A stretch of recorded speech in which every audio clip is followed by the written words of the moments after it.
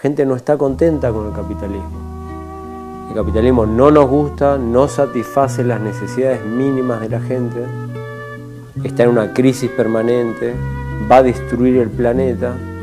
El problema es qué hacer frente a eso, ¿no? Y periódicamente surgen una serie de descontentos populares que varían de país a país. En Argentina se llamó en el 2001 el movimiento de que se vayan todos. En el Estado español se llamó el movimiento de los indignados. Bueno, en cada país asume una manera distinta, ¿no? Pero periódicamente se expresan esos descontentos. Y no de 1, 2, 10, de millones de personas. Pero no hay una estrategia. No se sabe para dónde dirigir la energía popular acumulada.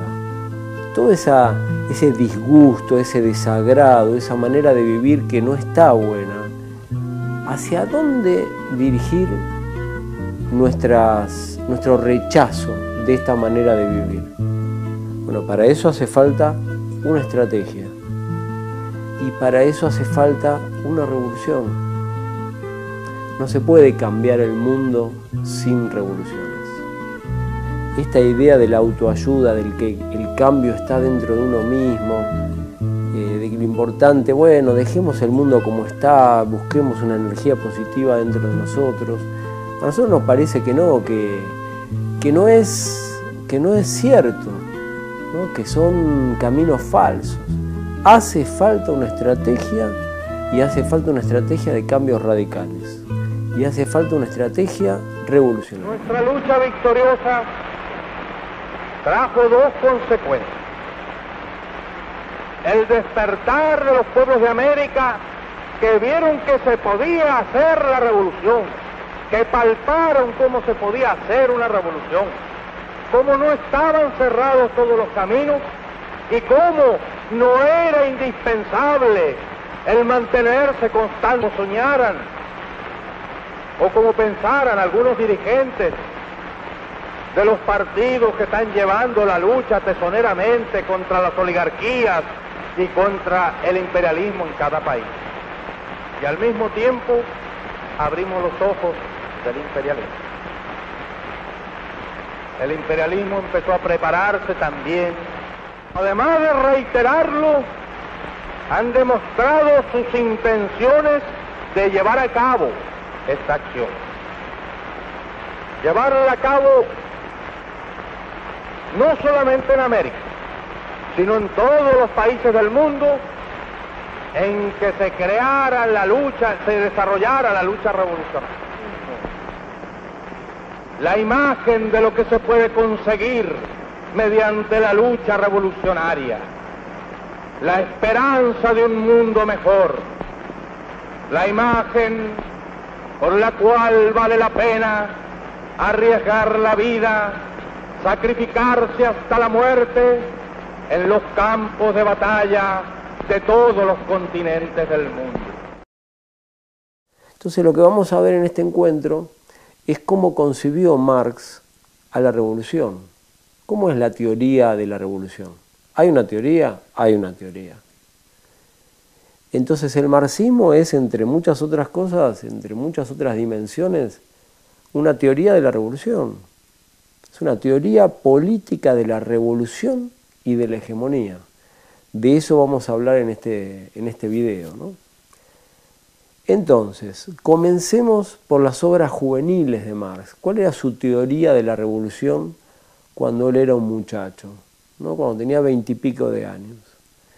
Podemos encontrar ya en la introducción a la crítica de la filosofía del derecho de Hegel, que es una obra muy juvenil de Marx. Él la escribió en 1843, tenía apenas 25 años, impresionante, y es como el primer manifiesto de Marx, ¿no? Es un manifiesto todavía filosófico, no tiene el mismo carácter directamente político del manifiesto famoso, el manifiesto comunista, pero ya ahí Marx reclama de la filosofía, de las ciencias sociales, el vincularse con un sujeto colectivo que pueda llevar a la práctica los viejos sueños de emancipación humana y empieza a elaborar una teoría de la revolución. Todavía en bosquejos, todavía de manera un tanto genérica, no había tenido contacto con organizaciones revolucionarias concretas, que son las que va a conocer cuando se exilia en Francia, que toma vínculo, toma contacto con una cantidad de grupos socialistas y comunistas que venían ensayando formas organizativas para rebelarse, ya no a nivel individual, sino colectivo, contra el capitalismo. Pero a pesar de que le faltaba todavía ese vínculo con la clase trabajadora, con la clase obrera, ya Marx empieza a elaborar una teoría de la revolución. Introducción a la crítica de la filosofía del derecho. 1843. 25 años tiene Marx. Y allí diferencia, al igual que en la cuestión judía, otro texto del mismo año, donde polemiza con Bruno Bauer y con los jóvenes hegelianos, comienza a diferenciar dos tipos de revolución. Porque el horizonte en esa época, ¿a qué se le llamaba revolución? ¿Cuál era el horizonte dentro del cual cualquier joven rebelde se ubicaba? El de la Revolución Francesa. Seguía siendo el de la Revolución Francesa. ¿Cuál? El de 1789. La Revolución Francesa tuvo varios idas y vueltas, como toda revolución, varios derivados. El punto de vista más radical fue el de los jacobinos, encabezados por Robespierre. El ala más radical todavía que los jacobinos estaba constituida por los sans-culottes, cuyo principal ideólogo era Graco Babeuf, pero a pesar de eso, esa revolución es cooptada por la gran burguesía, que nace como revolución popular, pero termina siendo dirigida por la burguesía y, bueno, termina siendo conducida hacia una salida militarista, bonapartista, con Napoleón Bonaparte. La Revolución Francesa se expande por toda Europa y se convierte en un modelo de revolución, por lo menos para el movimiento europeo.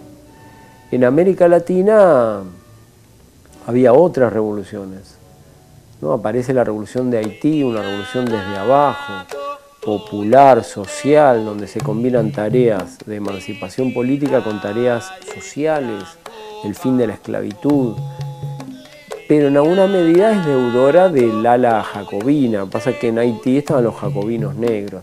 En fin, Mariano Moreno en nuestro país tenía como modelo a los jacobinos de Robespierre.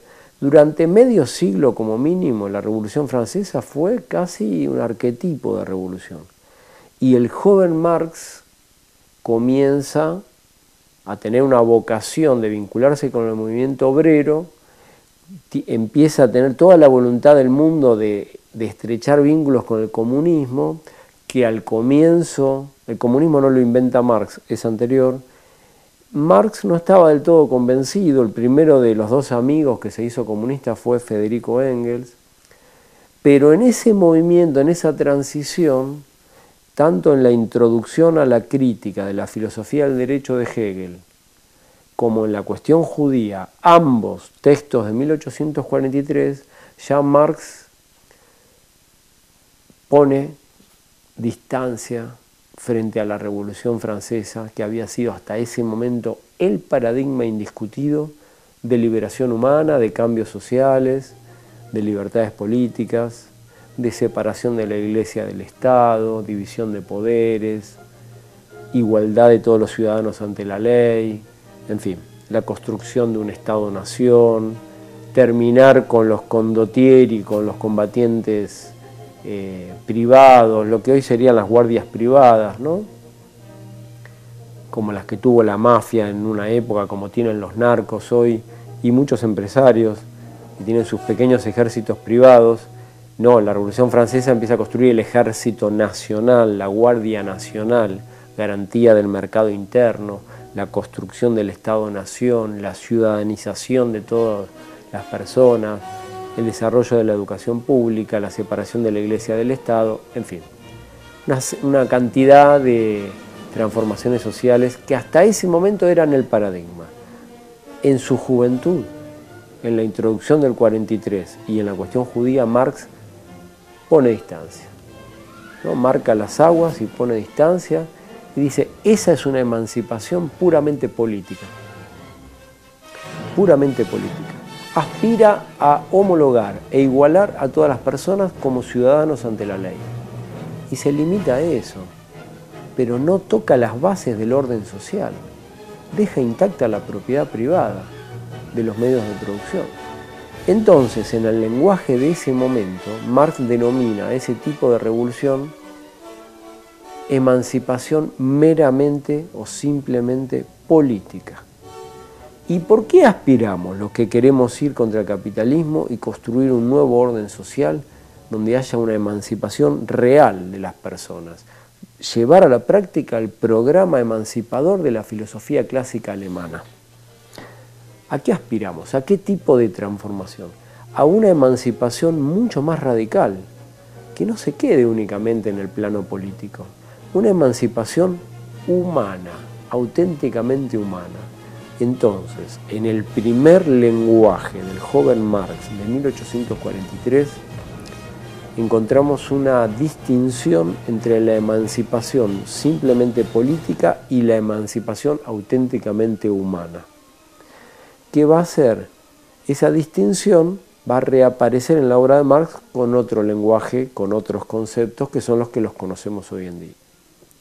En los manuscritos del 44, un año después, el tema de la revolución no es el eje, sino el análisis de los fundamentos sociales del capitalismo y del trabajo enajenado, pero aparece ya un componente radical en Marx, porque se opone a la consigna, a la reivindicación del aumento del salario, como si en eso consistiera la gran transformación social. Y el problema no es aumentar simplemente los salarios o distribuir mejor la riqueza. El problema es cambiar las relaciones de producción. Entonces ya en esa crítica a las limitaciones de las reivindicaciones puramente económicos salariales, que se quedan en última instancia en un simple pedido de mejor repartija de la riqueza social, pero no intentan analizar los fundamentos del orden social, ya aparece ahí también una beta revolucionaria en Marx. Marx se vincula con el movimiento obrero, tiene distintas experiencias políticas, con militantes obreros, famoso relojero, era uno que él encarga el manifiesto comunista, el otro era sastre. Eran compañeros de la clase obrera real. Él, que venía del mundillo universitario, logra vincularse con obreros reales. Y le piden una serie de organizaciones que había, la Liga de los Justos, tenían como consigna todos los hombres son hermanos. Y Marx en una serie de asambleas discute y dice, no, cambiemos nuestro lema por proletarios de todo el mundo, unámonos, únanse y unámonos. No es cierto que todos los hombres son hermanos, los empresarios no son hermanos nuestros, los torturadores no son hermanos nuestros, la gente que reprime al pueblo, los explotadores, no son nuestros hermanos. Es demasiado genérica esa consigna. Nosotros defendemos al campo popular, al mundo de los trabajadores, a las clases subalternas, las clases explotadas, los pueblos sometidos, los movimientos sociales rebeldes, pero no nos abrazamos con todo el mundo. El que dice que ama a todos no ama a nadie. Ya lo descubrió Sigmund Freud. Amamos a todos, no amás a nadie. Es un amor tan indeterminado que no ama a nadie. Todos los hombres somos hermanos. Y Marx le dijo, no compañeros, todos no somos hermanos.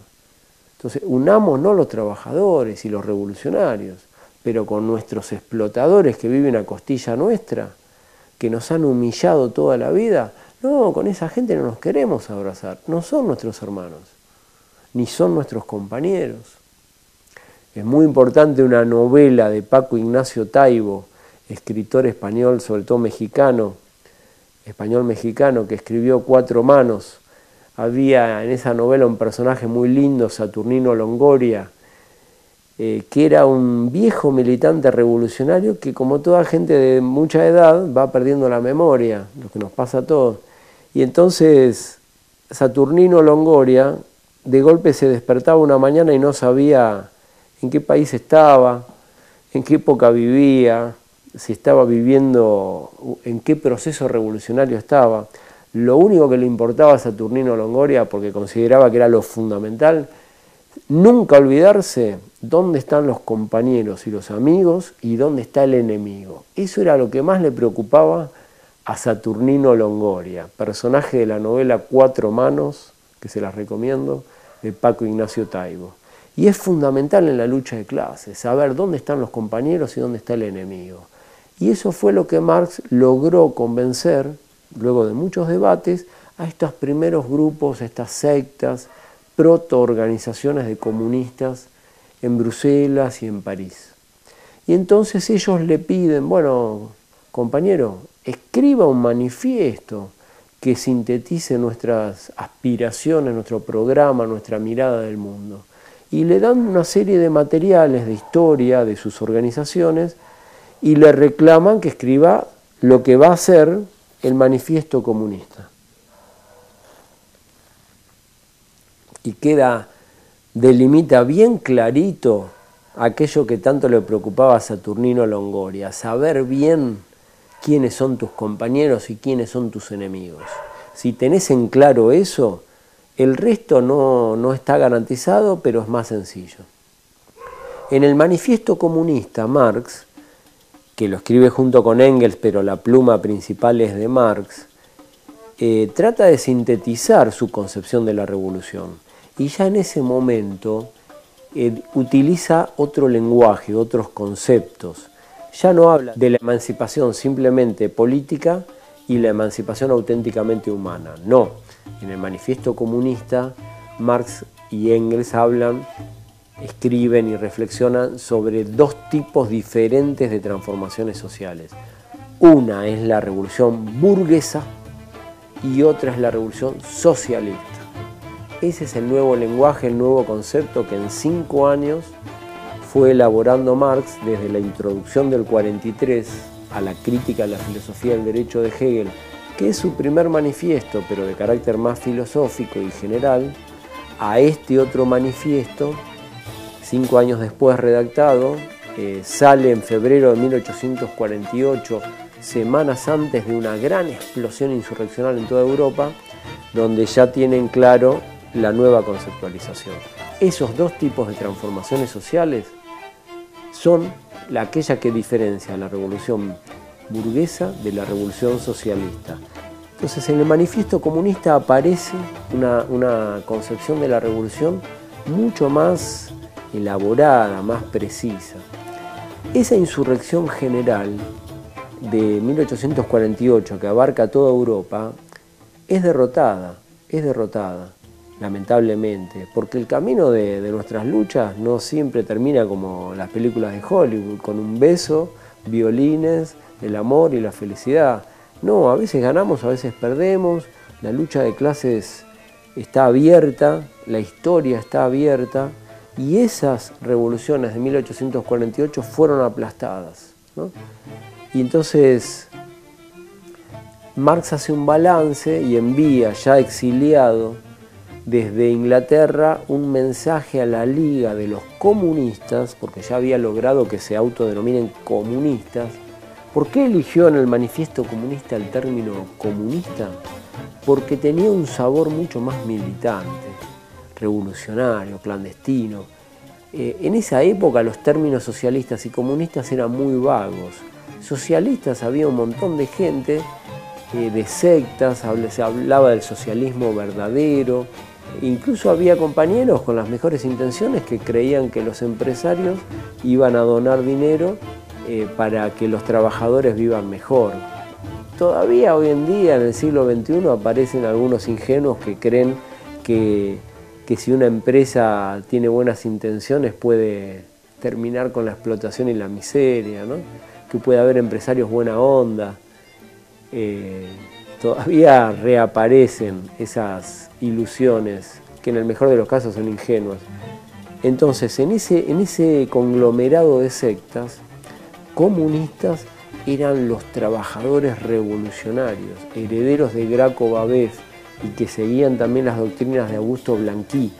Eran los más conspiradores, los más clandestinos. Y entonces Marx y Engels eligen ponerle de nombre comunista a su manifiesto, asociándolo a los grupos más militantes, más radicales. Entonces, haciendo un balance, 2 años después de la derrota del proceso revolucionario europeo de 1848, desde Inglaterra Marx le envía a la Liga de los Comunistas un mensaje.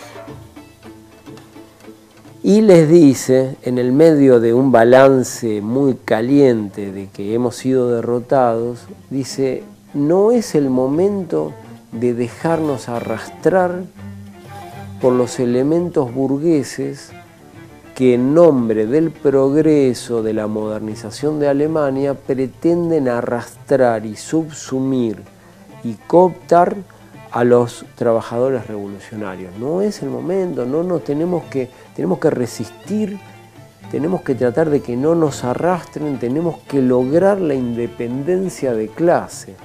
Y aparece un concepto clave en la teoría revolucionaria de Marx: tener clara en la estrategia la independencia de clase.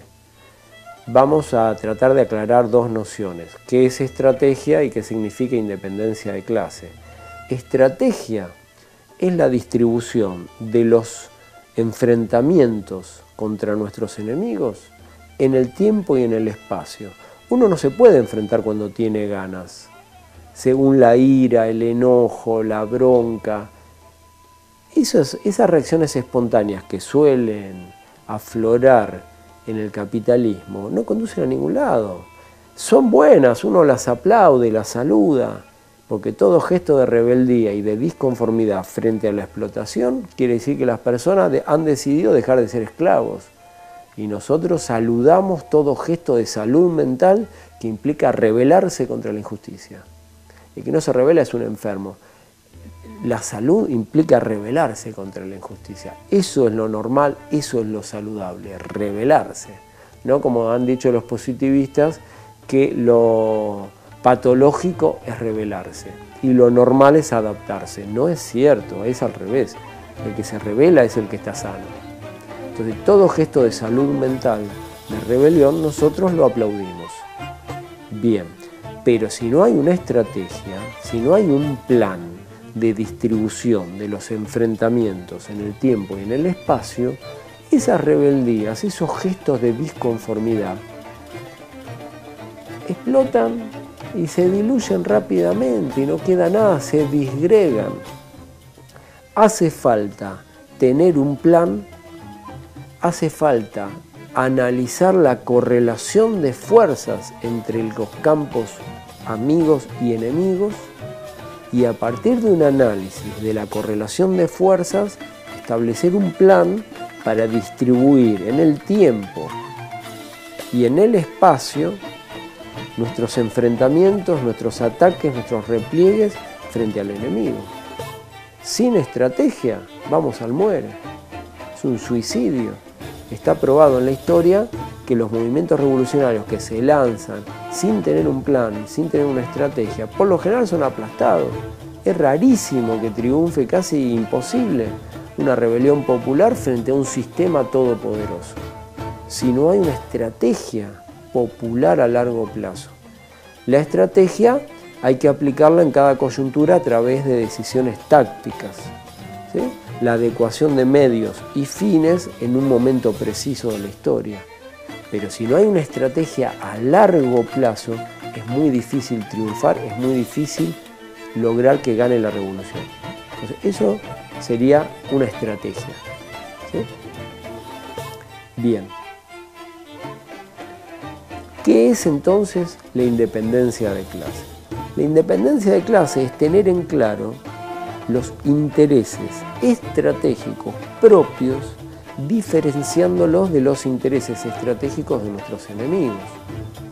Quien se confunda y en nombre de frases muy atractivas que pueden variar con la época, la patria, la democracia, la libertad, los derechos de las minorías, las que más les guste. La burguesía es fabulosa en inventar frases y consignas que logre arrastrar al conjunto de clases sociales detrás de sus propios intereses y banderas. Tener en claro la diferencia entre los intereses de la burguesía y los intereses de nuestro campo, eso es lograr tener conciencia de la necesidad de la independencia de clase. Después, en la práctica, en la coyuntura, en las tácticas, se pueden variar el accionar, en un momento hacer una alianza, en otro momento no.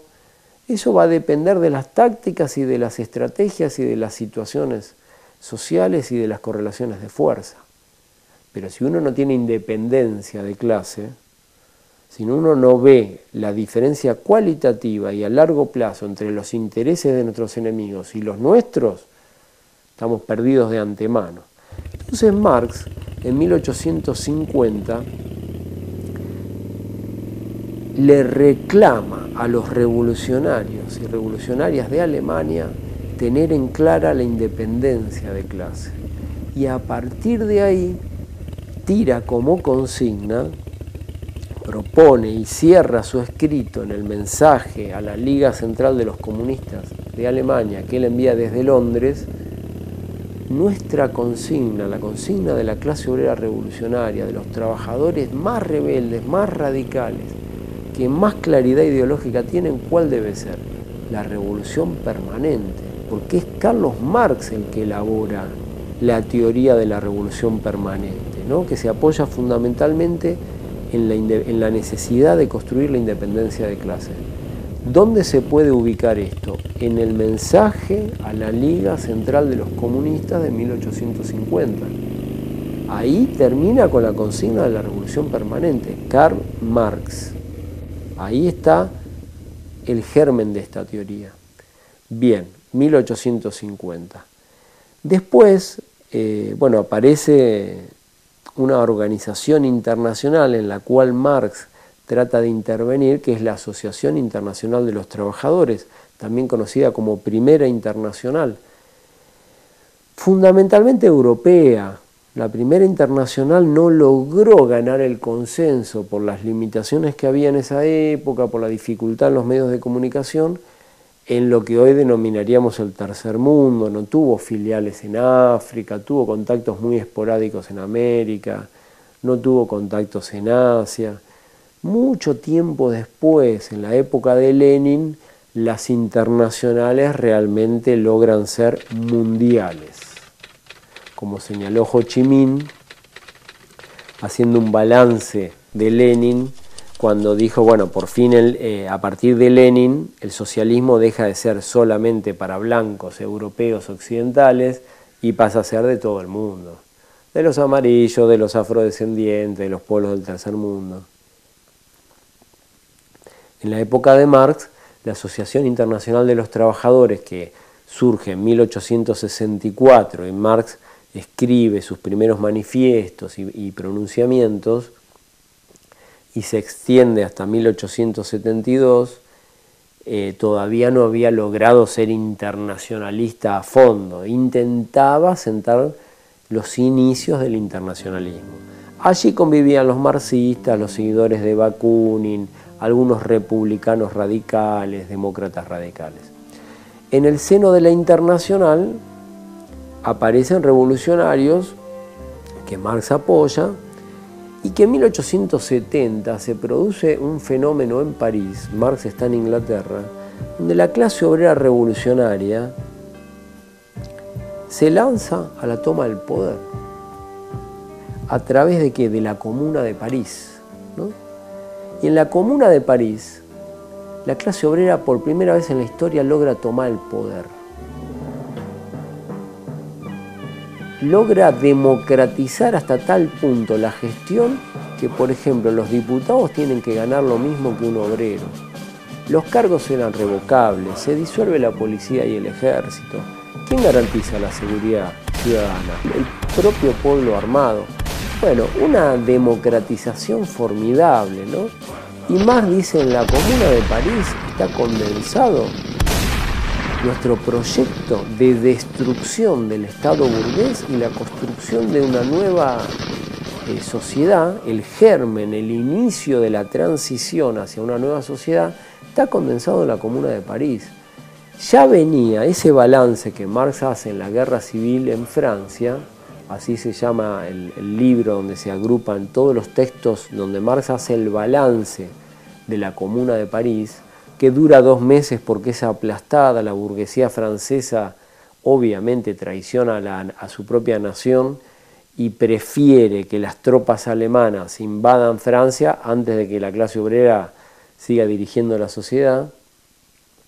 Pero todo el balance sobre la experiencia tan rica de la Comuna de París, Marx prolonga sus análisis de un libro que había escrito 20 años antes, en 1852, que es el 18 Brumario de Luis Bonaparte, que Marx lo escribió rechazando, impugnando y cuestionando un golpe de Estado, el golpe de Estado de un dictadorzuelo mediocre, sobrino de Napoleón, y entonces analizando críticamente las condiciones de ese golpe de Estado en Francia en 1851, en diciembre, el golpe de diciembre, Marx escribe el 18 Brumario de Luis Bonaparte.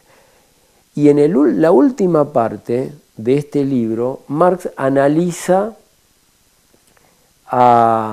el papel del Estado. Dice, ¿qué sucede con la burocracia, con el Estado que cada vez se va engordando más? Y con el golpe de Estado ni te cuento. Entonces dice, es una maquinaria de guerra de poder del capital contra los trabajadores el Estado. Hay que destruir esa maquinaria. Y analizando la formación económico-social francesa, Marx distingue allí toda la serie de fracciones de clase, las alianzas de clase, y hace un análisis crítico en el 18 Brumario de la Revolución Burguesa Francesa de 1789 y de la Revolución Popular de 1848.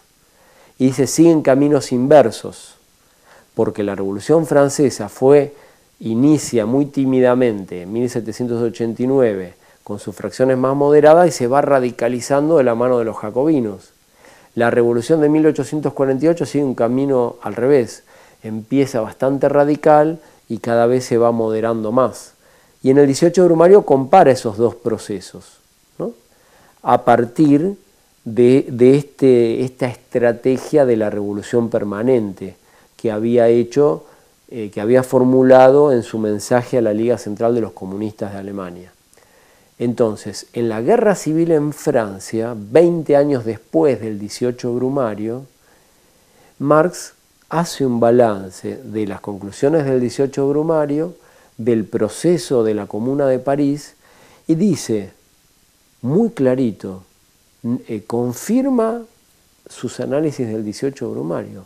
Hemos visto en la Comuna de París cómo el Estado burgués es una máquina de guerra del capital contra el trabajo. Los trabajadores revolucionarios han logrado derrocarlo. Nosotros, dice Marx, habíamos advertido que la correlación de fuerzas no nos favorecía, pero una vez que se lanzaron a la lucha, los apoyamos. Y hubo militantes de la Asociación Internacional de los Trabajadores que participaron activamente en la Comuna de París, incluyendo mujeres revolucionarias, miembros integrantes de la Internacional que participaron de los grupos de lucha callejera de la Comuna de París. Se las conoció como las incendiarias.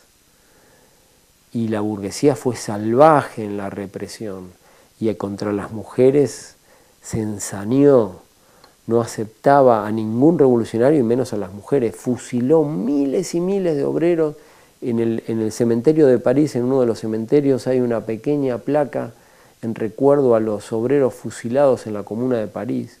Y entonces Marx, haciendo el balance en el libro La Guerra Civil en Francia, donde retoma la conclusión del 18 Brumario y la analiza a partir de la experiencia de la Comuna de París, dice, curiosa civilización, la civilización burguesa.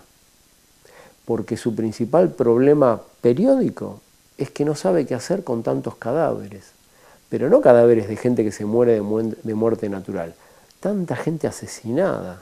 El capitalismo y la burguesía viven asesinando gente y periódicamente no saben qué hacer con los cuerpos. Bueno, los norteamericanos en Vietnam, los franceses en Argelia y todos los militares latinoamericanos que eran sus herederos, se les ocurrió desaparecerlos, ¿no? Pero ese problema civilizatorio de qué hacer frente a las represiones, porque dejan como secuela miles y miles de cuerpos de los revolucionarios, ya Marx lo había analizado mucho antes de los desaparecidos de Videla y Pinochet en la Guerra Civil en Francia y en esos escritos donde él analiza críticamente los procesos revolucionarios europeos. Bien, muchos años después de Marx, Lenin, uno de sus principales discípulos, de quien nunca nos vamos a cansar de decir que es un gran pensador de alto vuelo, despreciado por la burguesía, despreciado por sus académicos, indomesticable. A muchos compañeros marxistas los han intentado tergiversar, dulcificar, incorporar. Con Lenin nunca pudieron. Es el día de hoy, en el siglo XXI, que a todo empresario, que a todo banquero, que todo terrateniente, que todo policía, que todo militar, que todo espía, escucha hablar de Lenin y se ponen locos. Nunca lo pudieron digerir ni fagocitar. Entonces, todo nuestro homenaje para Lenin, pero que no es solo emocional o simbólico, no, porque es un pensador de alto vuelo. Antonio Gramsci lo definió como un gran pensador de la praxis, es un filósofo de la praxis, Lenin, ¿no? Y podríamos contar muchas anécdotas que no hay tiempo, hasta en el plano epistemológico. Jean Piaget declaró su admiración por la epistemología de Lenin, en fin, no hay tiempo. Pero Lenin hace una introducción en Rusia, en la Rusia bajo dictadura zarista, hace una introducción a las cartas de Marx a Kugelmann. Kugelmann era un amigo de Marx, con quien Marx mantuvo una larga correspondencia. Entonces Lenin en Rusia, cuando ya se había muerto Marx, edita la correspondencia de Marx con Kugelmann y le hace una introducción donde hace un balance político que es muy interesante por el tema de este encuentro, la teoría de la revolución y la hegemonía. Что такое советская власть? В чем заключается сущность этой новой власти, которой не хотят или не могут понять еще в большинстве стран? Lenin dice allí que Marx, analizando la insurrección de los obreros de la Comuna de París, Marx, que pasó a la historia muchas veces para el marxismo ortodoxo, tradicional, economicista, por ejemplo Plejano, por ejemplo Kautsky y muchos herederos contemporáneos, pasó a la historia como el teórico del factor económico, como un economicista, como un tímido reformador de la sociedad. Y Lenin se ríe de todo eso y dice: Marx, que supuestamente nos lo pintaron como un antiutopista, que nos lo pintaron como un economicista enemigo de las opciones radicales, celebró en su correspondencia con Kugelmann y en la Guerra Civil en Francia, celebró la insurrección de los obreros de la Comuna de París y la festejó y la aplaudió, y utiliza esta expresión Marx, y Lenin la subraya y le dice a todos los trabajadores revolucionarios y a todos los jóvenes rebeldes que lean la correspondencia de Marx con Kugelmann, porque Marx dice: los obreros de París tomaron el cielo por asalto. Una expresión que pasó a la historia, porque con ella Marx celebra el levantamiento insurreccional, la rebelión incluso armada de los trabajadores y de los jóvenes rebeldes de Francia en la Comuna de París. Entonces, en la introducción a las cartas a Kugelmann, Lenin aplaude y celebra esta mirada de Marx, que no tiene nada que ver con ese Marx economicista, tímido, institucionalista, reformista, enemigo de las utopías, y que en nombre de la ciencia se opone a cualquier levantamiento popular. No, dice, Lenin dice, acá está el verdadero Marx, que aplaude como un asalto al cielo a los obreros revolucionarios. Incluso pensando que no había condiciones, los apoya. Este es el verdadero espíritu del marxismo revolucionario, ¿no?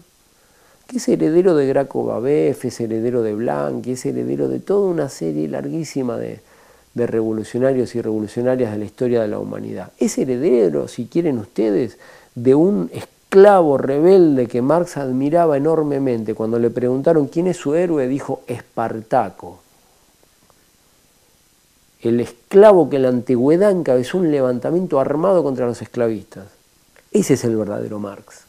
El Marx que le escribe a su hija, a una de sus hijas, cuando los populistas rusos de la primera época, antes de que Lenin entrara en polémica con ellos, los populistas que eran todavía revolucionarios, atentaron contra el zar y les hacen juicio, Marx le escribe a su hija, estoy siguiendo el juicio de Moscú, estoy siguiendo el juicio contra estos muchachos.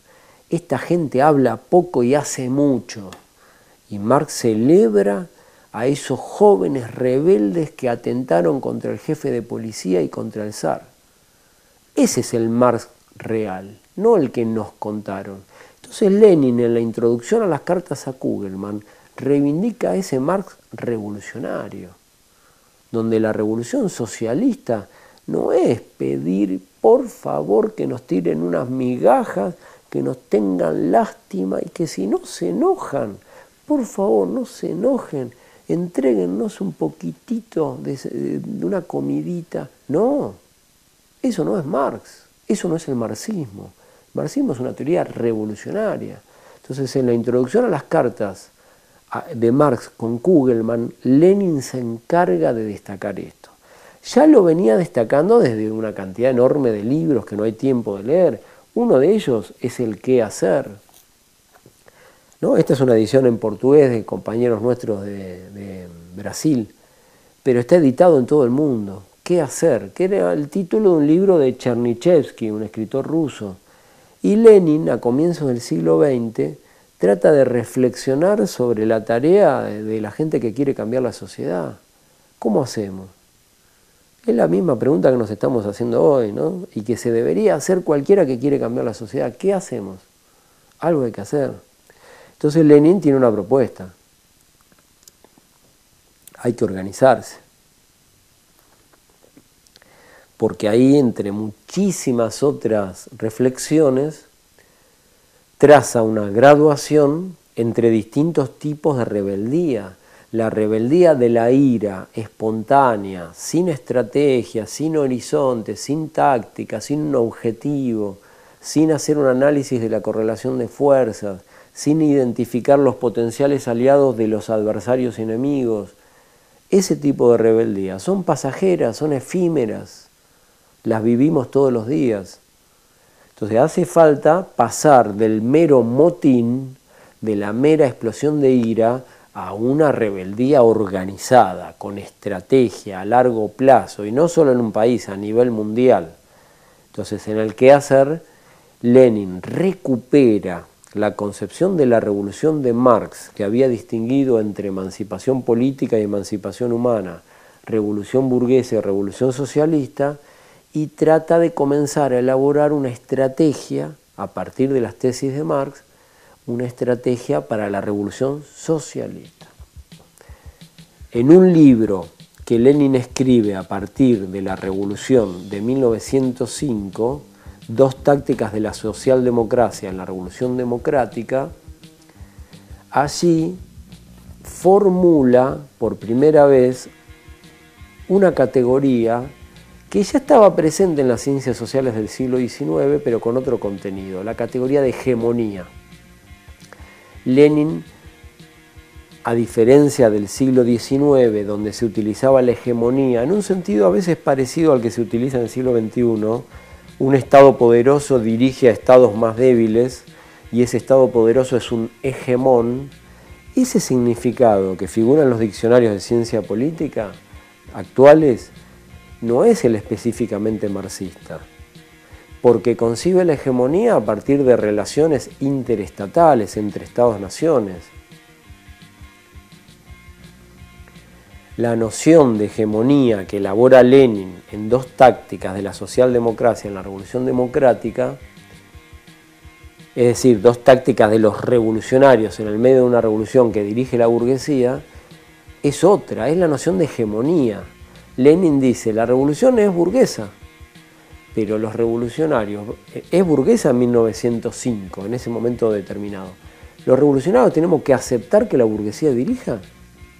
Tenemos que ser pasivos, cruzarnos de brazos y esperar que la burguesía se canse de dirigir la sociedad para recién ahí disputarle. No, los revolucionarios tenemos que lanzarnos a la disputa de la iniciativa política para dirigir el proceso de cambio. Y a partir de ahí elabora la teoría de la hegemonía, cuya clave central es la noción de iniciativa. En una revolución va a triunfar, sobre todo si es socialista, el que tenga la iniciativa. Y para tener la iniciativa hay que tener una estrategia y actuar en consecuencia. ¿Y en qué consiste esa estrategia y esa iniciativa?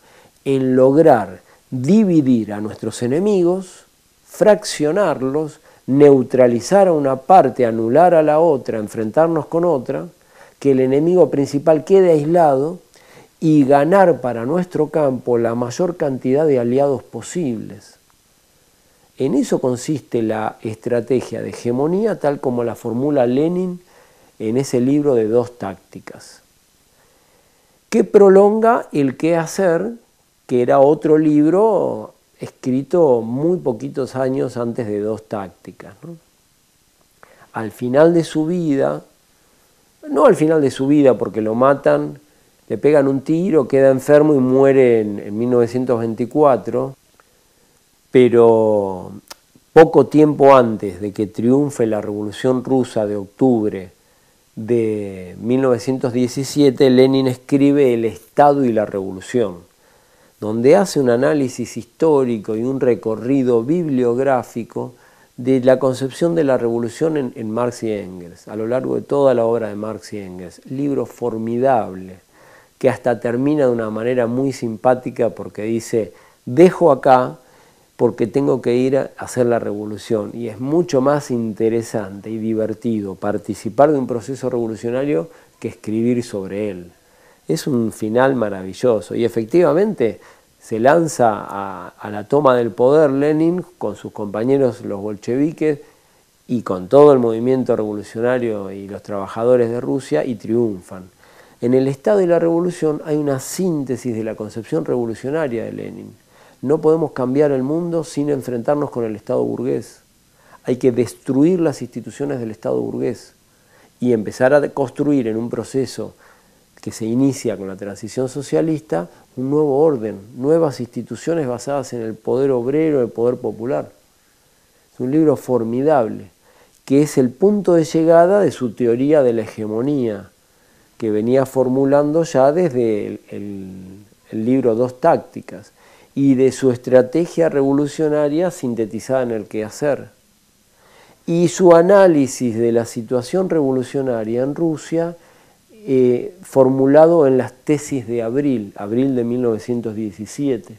Entonces, en Lenin hay una teoría de la hegemonía como núcleo central de la teoría revolucionaria y de la estrategia revolucionaria, que no tiene nada que ver con la simplificación socialdemócrata que años después se intentó hacer de la teoría de la hegemonía, concibiéndola como puro consenso, concibiéndola como simples reformas parlamentarias. Entonces, después de que Lenin trata de estudiar minuciosamente la obra de Marx y Engels, el proceso revolucionario mundial, elabora el quehacer, dos tácticas de la socialdemocracia en la Revolución Democrática, las tesis de Abril, la introducción a las cartas a Kugelman, el Estado y la Revolución, y un texto que por lo general no se menciona, muy duro, muy radical, que se llama La Guerra de Guerrillas, donde en un periodo de clandestinidad del movimiento popular y revolucionario ruso, posterior a la derrota de 1905, donde la dictadura zarista torturaba a los jóvenes, reprimía hasta el último periódico, aplastaba toda disidencia, típico de las dictaduras militares, Lenin recomienda a nivel político pasar a la clandestinidad y atacar mediante guerra de guerrillas a las instituciones del Estado burgués. Es un texto formidable, La Guerra de Guerrillas, posterior a 1905, y que durante mucho tiempo incluso partidarios de Lenin no quisieron hacerse cargo, lo pretenden desconocer. También habría que recuperar ciertos textos de Lenin de esa época donde discute el problema de las elecciones. ¿Siempre los revolucionarios tienen que participar en elecciones o depende del momento histórico? Muchos tramposos o ignorantes, vaya uno a saber, han dicho que los bolcheviques de la mano de Lenin siempre participaron en elecciones. Eso es mentira, eso es históricamente falso. Ahora no hay tiempo, pero hay una serie de publicaciones de Lenin donde él en ciertos momentos precisos propone no participar en las elecciones e incluso boicotearlas. Entonces la participación electoral depende de la correlación de fuerzas y de la situación de cada momento histórico, de las condiciones objetivas y subjetivas. La capacidad que tienen las clases dominantes para seguir ejerciendo su poder y la capacidad y organización y iniciativa de las clases subalternas, explotadas del movimiento revolucionario y popular para enfrentar a la iniciativa burguesa. Depende de todas esas variables. No siempre hay que participar en las elecciones. Entonces el pensamiento de Lenin es muy rico, va cambiando a medida que cambian las situaciones, no aplica siempre el mismo esquema. Es una caricatura de Lenin los que dicen, no, Lenin tiene 3 fórmulas y las aplica a todos lados siempre igual. No conocen la historia, ni la historia del movimiento social, ni la historia de las ideas políticas, ni la biografía política de Lenin. No han leído sus libros. Pero trato más o menos de mencionar algunas pocas obras por si te interesa, ¿no? En cómo Lenin recupera la concepción de la revolución de Marx, presente en la introducción del 43, presente en el manifiesto comunista, en el mensaje a la Liga de los Comunistas de Alemania, al Comité Central de la Liga de los Comunistas de Alemania, presente en el 18 Brumario de Luis Bonaparte, en la Guerra Civil en Francia. Cómo Lenin hace un balance de toda esa obra, de toda esa reflexión de Marx acerca de la revolución y la intenta aplicar al mundo contemporáneo, la intenta desarrollar en el quehacer, en 2 tácticas de la socialdemocracia, en el texto La Guerra de Guerrillas, el marxismo y la insurrección, el Estado y la revolución, la introducción de las cartas a Kugelman, en fin, una cantidad enorme de escritos. Las obras completas de Lenin son muchísimas y el Che Guevara recomendaba leerse hasta el último papelito que escribió Lenin, incluyendo su testamento político, que durante un tiempo largo fue censurado, ¿no? Que no figuraban las obras completas de Lenin, porque allí él hace un balance de qué estaba pasando en Rusia, hace un balance negativo de Stalin, entonces esa obra fue censurada. Pero hay que leer a Lenin, hay que estudiar a Lenin, puede aportarnos mucho para el mundo contemporáneo, ¿no? Y leerlo dejando atrás todas las caricaturas y simplificaciones que amigos y enemigos, o supuestos amigos y enemigos, construyeron sobre Lenin. El gran sistematizador de todo esto es Antonio Gramsci. Antonio Gramsci, revolucionario italiano, escribe, estas son ediciones distintas, ¿no? Notas sobre Maquiavelo, la política y el Estado moderno, que es su edición temática. Esta es la edición italiana de los cuadernos de la cárcel y esta es la edición en español. En el cuaderno número 13 del tomo 5 de la edición crítica, Antonio Gramsci trata de sintetizar esta reflexión de la teoría de la hegemonía de Lenin y la teoría revolucionaria de Marx. Uno de los pasajes se llama Análisis de situación y relaciones de fuerza, donde recupera la noción de Lenin de las distintas gradaciones de las rebeldías populares y trata de reflexionar sobre la hegemonía. ¿Qué es la hegemonía para Gramsci? Núcleo de la teoría revolucionaria y política del marxismo. Es la combinación de consenso y de violencia. Consenso con los potenciales aliados, violencia con los enemigos. Él apela a Maquiavelo diciendo que en la historia de las ideas políticas las formas de dominación burguesa han combinado la zorra y el león. La zorra es el consenso, el león es la violencia. Entonces, los revolucionarios socialistas, comunistas, que luchamos contra el capitalismo, que tratamos de reactualizar la teoría de Marx y la teoría de Lenin, debemos tratar de desarrollar todas las formas de lucha, todas las formas de lucha. Si nuestros enemigos desarrollan todas las formas de lucha, combinando el consenso con la violencia, ¿por qué el movimiento revolucionario no va a hacer lo mismo? ¿Por qué el movimiento revolucionario no tiene derecho a combinar todas las formas de lucha? La teoría de la hegemonía entiende la hegemonía como un proceso de dirección política y cultural de un segmento revolucionario sobre sus potenciales aliados, combinando al mismo tiempo el enfrentamiento con los aparatos de represión y las instituciones del sistema capitalista, o sea, con los enemigos. La hegemonía no es puro consenso. Gramsci se cansó de criticar a Benedetto Croce cuando Croce reducía la hegemonía a puro consenso. Gramsci decía, la hegemonía no es puro consenso, es consenso y es violencia. Es dirección política y cultural sobre los potenciales aliados. Condensa un proyecto estratégico histórico de enfrentamiento con el poder, desde las rebeldías más reivindicativas, como un pedido de aumento de salario, hasta la guerra civil, el punto más alto de las confrontaciones sociales. Eso es la hegemonía. Ese es el núcleo de la teoría revolucionaria del marxismo. Gramsci es un revolucionario comunista que recupera la teoría de Lenin y la enriquece. ¿Qué más es la hegemonía? ¿Qué más es la hegemonía? Es una estructura de sentimiento, porque la hegemonía opera a nivel subjetivo, no solo colectivo. ¿No? La hegemonía es como la cultura, pero le agrega elementos de asimetría de poder, es más que la cultura. La hegemonía es sinónimo de cultura, sinónimo de ideología, pero incluye elementos de poder y asimetría de poder.